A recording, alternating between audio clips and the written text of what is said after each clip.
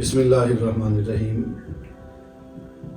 رجب کے کنڈوں کے حوالے سے ساتھی بار بار سوال کر رہے ہیں اور فرداً بھی ان کو جواب دیے، اور میں نے سوچا کہ ایک ویڈیو بنا کے اپلوڈ کر دیتے ہیں تاکہ ساتھی جو ہے سب تک یہ پیغام پہنچ جائے۔ پوچھ رہے تھے کہ 22 رجب یا رجب کے کنڈے جو ہیں ان کی شرعی حیثیت کیا ہے۔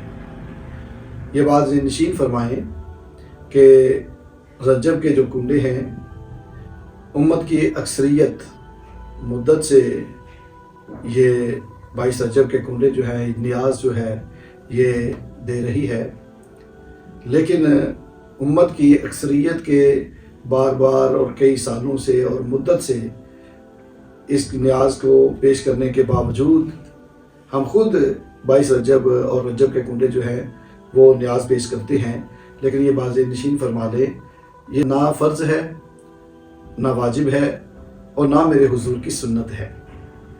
زیادہ سے زیادہ یہ اصال ثواب ہے۔ اس کو ہم کفر اور شرک اور حرام تو نہیں کہہ سکتے۔ یہ جائز کام ہے، اگر اللہ کی رضا کے لیے، اللہ کی خوشنودی کے لیے، اللہ کی محبت میں یہ کام کیا جائے تو اس کا فائدہ ہوگا، اس کا ثواب بھی ہوگا۔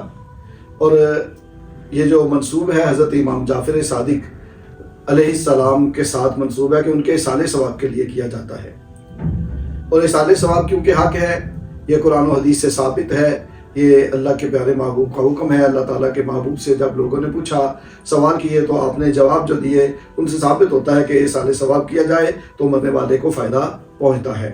جیسے کسی نے پوچھا کہ میری ماں جو ہے اس کے لیے میں اگر حج بدل کروں تو کیا اس کو فائدہ پہنچے گا؟ آپ نے فرمایا ہاں پہنچے گا۔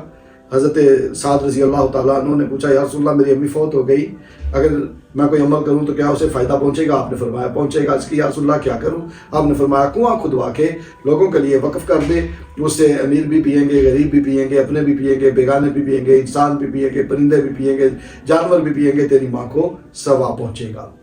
تو پتہ چلا جو اصال ثواب کیا جاتا ہے مرنے والے کو اس کا ثواب پہنچتا ہے، اور یہ جو نیاز ہوتی ہے یہ اصال ثواب ہوتا ہے، یہ اللہ کی عبادت ہوتی ہے، نفلی عبادت ہوتی ہے۔ نفلی عبادت کر کے بندہ کہتا ہے یا اللہ اس کا ثواب جو ہے فلاں کو عطا کر، میرے ماں باپ کو عطا کر، فلاں ولی کو عطا کر، انبیاء کرام کو عطا کر، حضور صلی اللہ علیہ وسلم کی بارگاہ میں پیش کیا جاتا ہے، اہل بیت طاہر کی بارگاہ میں پیش کیا جاتا ہے۔ اور یہ جو کنڈوں کا جو نیاز پیش کی جاتی ہے، ختم دلایا جاتا ہے، یہ منسوب ہے حضرت امام جعفر صادق بن امام باقر بن امام علی بن امام حسین بن علی بن ابی طالب علیہ السلام کے ساتھ، کہ اس کا ثواب ان کو پیش کیا جاتا ہے۔